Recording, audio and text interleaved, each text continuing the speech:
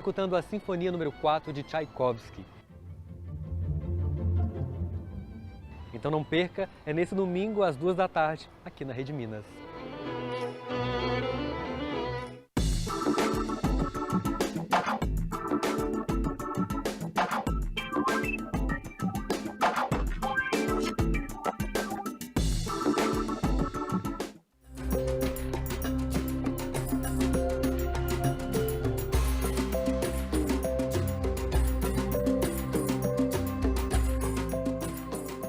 Cuidar da natureza é cuidar de nós mesmos. Rede Minas, seu lugar, seu mundo.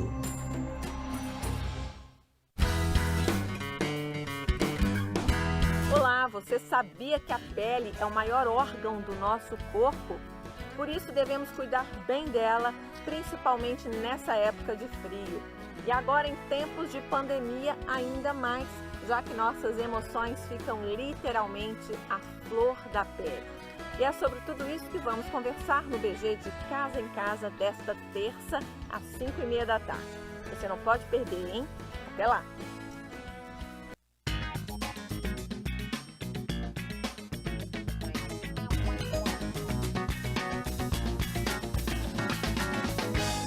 Olá, aluno! Olá, aluna do segundo ano do ensino médio. Eu sou Viviane Soares, professora de História, e estou aqui hoje para a gente estudar um pouquinho a respeito do processo de independência do Brasil. Então, na aula de hoje, a gente vai tentar entender esse processo de independência, né? E espera-se que ao final dessa aula você consiga compreender como os fatos ocorridos na Europa, nesse contexto, estiveram ligados aos acontecimentos no Brasil. E tentar entender um pouquinho, né, desse difícil processo de construção da nossa identidade. Contextualizando. De que momento que nós estamos falando e o que acontecia na Europa e no Brasil neste momento aí. Então, primeiramente, pensar aí que nós estamos falando do final do século XVIII e início do século XIX. Na Europa, nesse período, uma série de revoluções estavam acontecendo. É por isso que a gente costuma dizer que era um período, né, chamado de Era das Revoluções. Alguns exemplos aí para a gente, a Revolução Industrial, né, que modificou as formas de produção existentes até então e dessa forma modificou também, né, toda uma sociedade, uma cultura, todo um sistema econômico. A gente teve também na Europa a Revolução Francesa, que vai trazer para a gente aí uma série de mudanças no que refere-se ao sistema absolutista, né, o poder absolutista de um rei. Então a gente vai trabalhar um pouquinho sobre esse contexto e no Brasil também, né? O que acontecia no Brasil nesse período?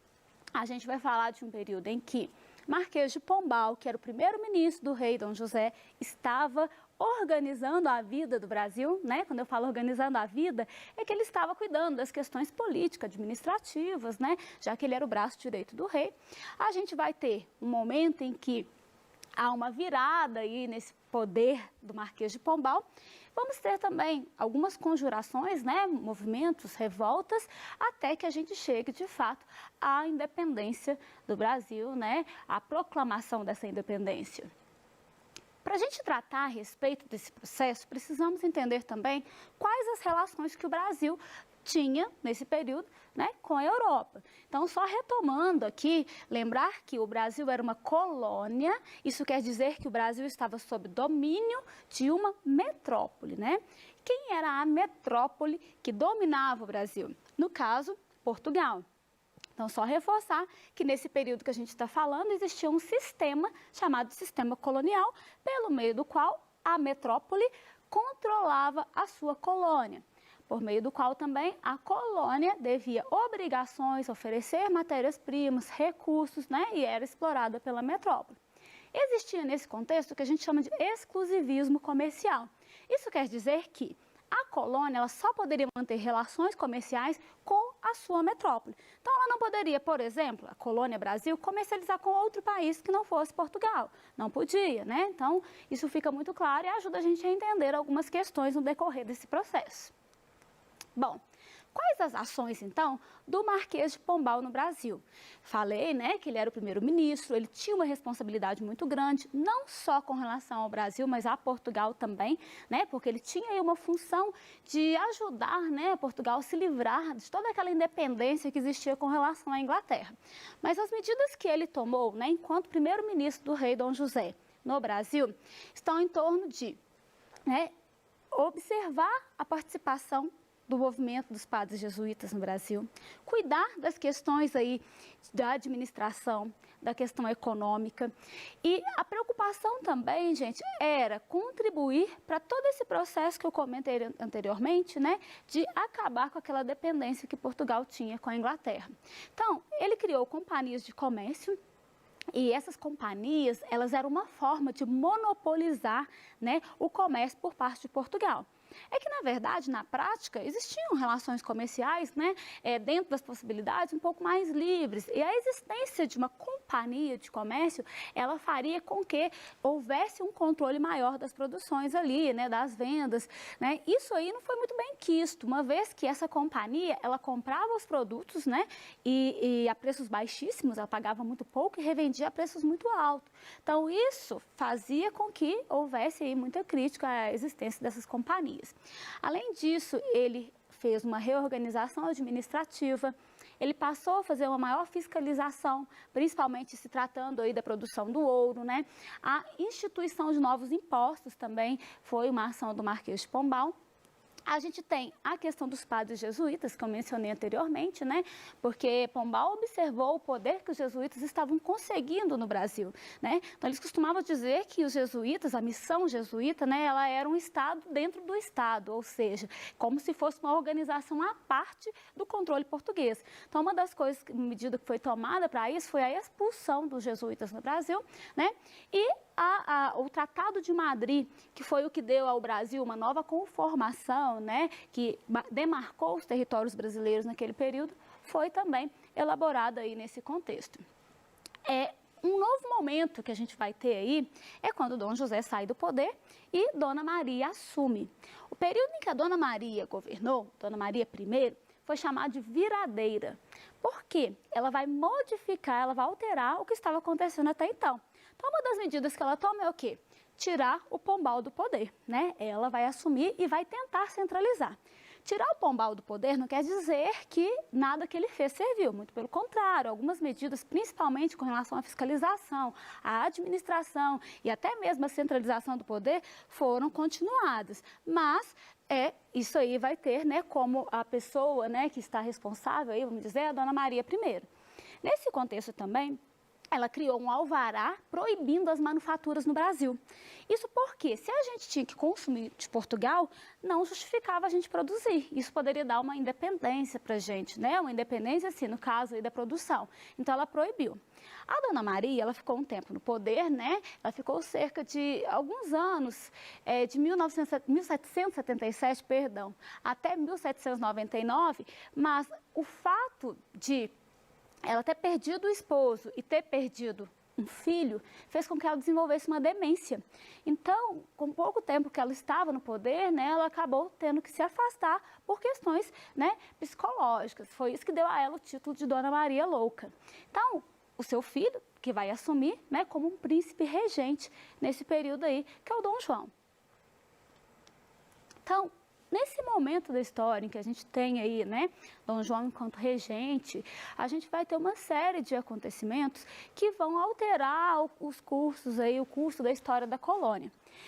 Como eu não vou poder falar detalhadamente desses movimentos, eu vou trazer algumas informações, né? Eu espero que você possa pesquisar, buscar mais informações sobre, mas são as conjurações. Nós vamos ter aí a chamada Inconfidência Mineira, né? E a Inconfidência Baiana. A palavra inconfidência é uma referência a uma traição, a infidelidade, né? Como se houvesse aí uma traição por parte de alguns membros moradores da colônia. Então, só de maneira geral, a gente entender que a Inconfidência Mineira, ela tinha como causas aí a insatisfação com relação à fiscalização e ao controle tributário, né? Especificamente a cobrança do imposto chamado derrama. Esse imposto, ele era com relação ao ouro, né, que era retirado aí nas minas, e ele determinava que se uma quantidade de ouro não fosse conseguida, né, que seria uma quantidade de 100 arrobas, eles iriam fazer a cobrança compulsória, inclusive poderia ter o uso de violência. Então, havia uma manifestação contra a derrama, né, também contra a proibição das manufaturas que existia, né. Foi um movimento, gente, que ele teve aí influência do movimento iluminista, tendo vista que muitas pessoas da colônia tiveram oportunidade de estudar, tiveram contatos com esses movimentos, né, e puderam trazer e divulgar essas ideias aqui, sem contar que nós temos, para a Inconfidência Mineira, a influência da independência das 13 colônias inglesas. Então, assim, para a gente compreender como alguns fatores na Europa estavam relacionados com esses movimentos e como a situação da colônia gerou reação. Esse movimento, ele foi muito importante, né, porque é chamado uma das revoltas separatistas que a gente tem no Brasil, né, já com esse ideal de separação, mas é um movimento que ele não alcança os seus objetivos, uma vez que ele tem aí uma forte repressão por parte do governo português. O outro movimento, a Inconfidência ou Conjuração Baiana, também chamada aí de Conjuração dos Alfaiates, devido à grande quantidade de alfaiates participando, também girava em torno de uma insatisfação com relação com a questão socioeconômica. A gente tem a falta de alimentos e o encarecimento desses alimentos também, por vários motivos, inclusive por questões climáticas, mas também pela a participação aí dessas companhias de comércio, né? A gente tem a mesma situação de contato com a filosofia iluminista, mas a gente consegue compreender que esse movimento ele vai ter uma influência maior da Revolução Francesa, né? Que é um movimento que vai ter umas características mais populares do que a Inconfidência Mineira. Então, uma referência ao processo que ocorre na França, né? Em que o rei é tirado do poder, né? Um processo aí para acabar com o absolutismo, o poder absoluto do rei, né? Então, isso vai influenciar um pouco esse movimento. O processo, ele tem aí, né, as suas etapas que se diferenciam, mas a gente tem como final uma forte repressão também por parte do governo com relação à Conjuração Baiana. Nesse momento em que nós estamos falando aqui da colônia e das questões que estão passando na colônia, na Europa a gente também tem uma situação que vai nos chamar a atenção, né?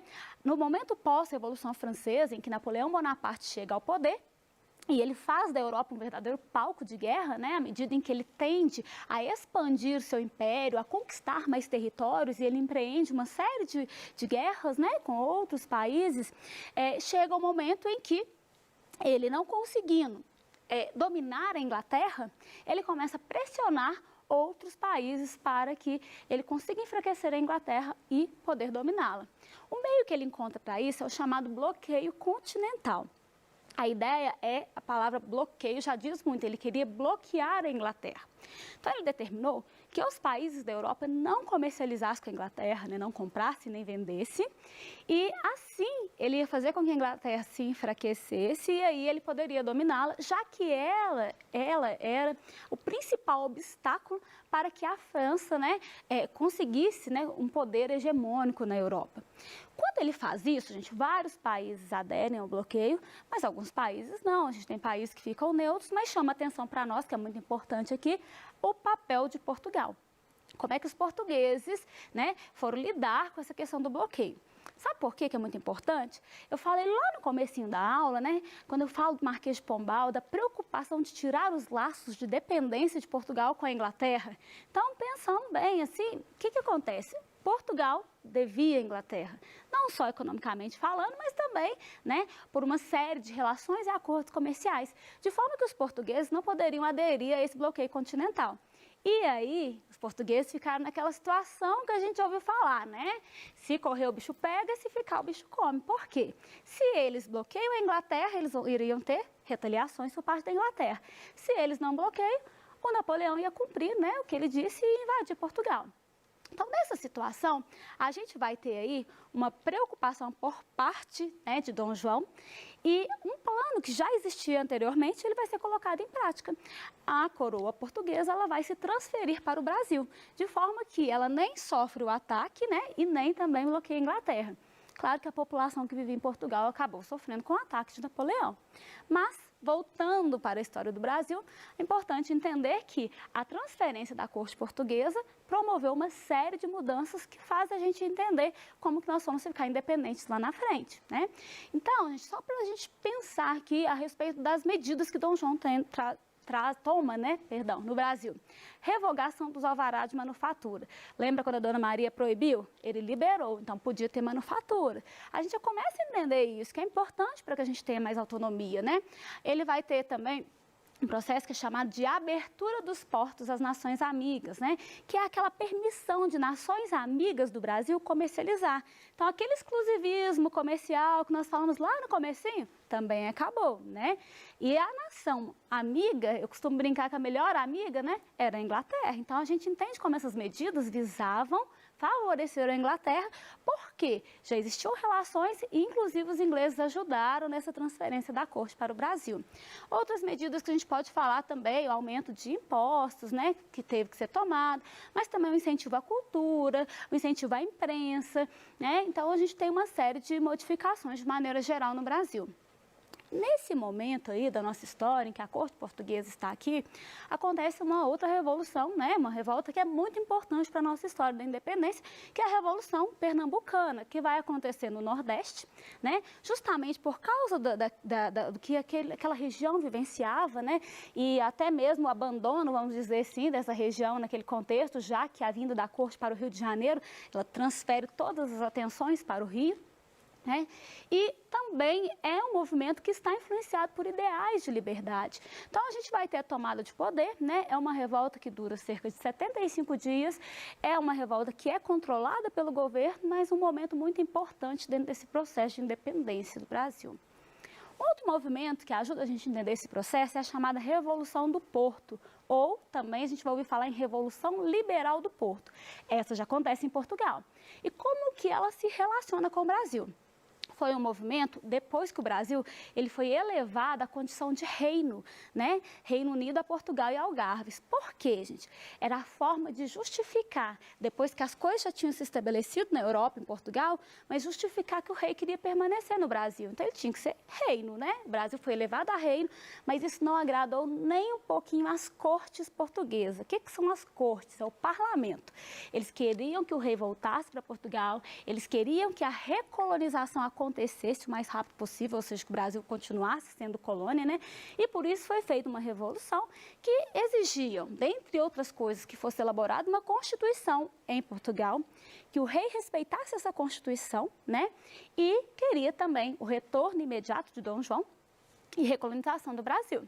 Então, por receio de perder, né, o controle, né, perder aí em Portugal o seu domínio, Dom João foi embora, mas deixa o filho dele, né, Dom Pedro, para ficar como regente no Brasil, cuidar do lugar enquanto ele vai embora, né?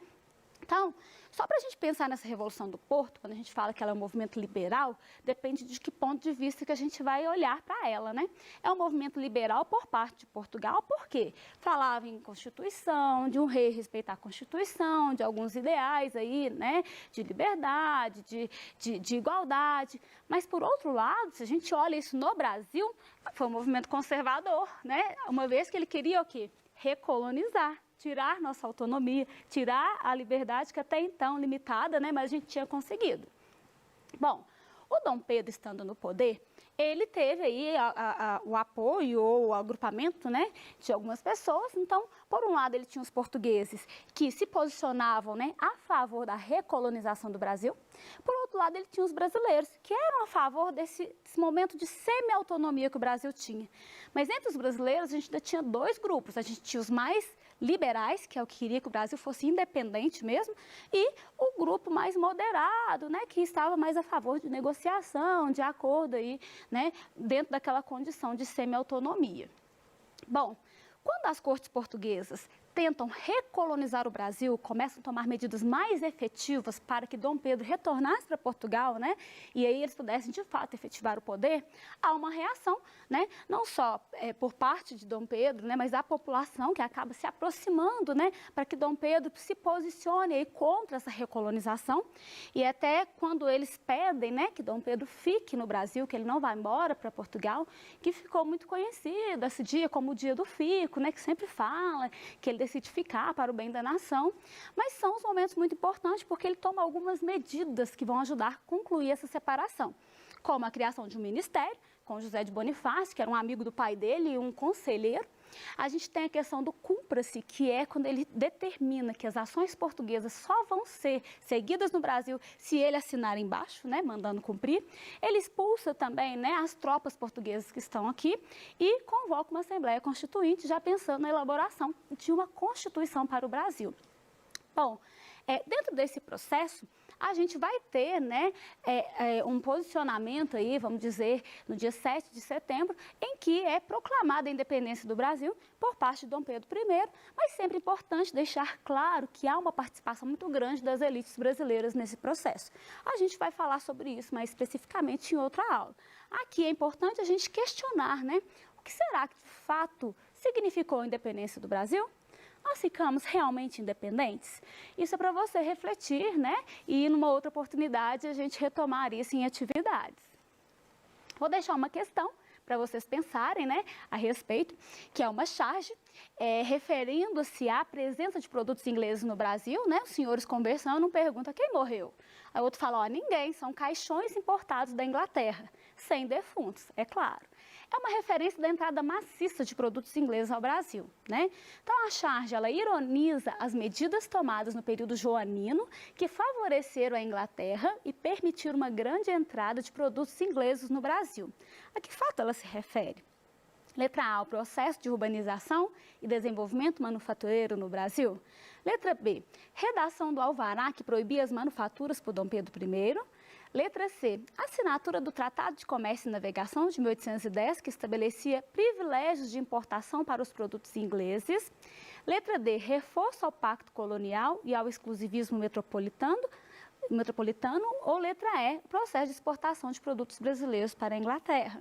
Então, revelando aqui nossa resposta à letra C, a respeito aí dos privilégios que os ingleses tinham, né, para trazer seus produtos para cá.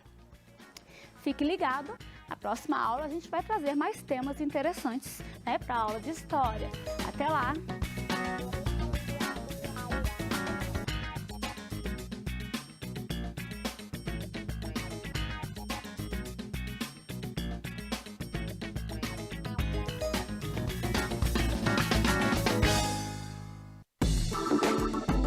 A seguir, se liga nas Ciências Humanas, Ensino Médio 3º ano.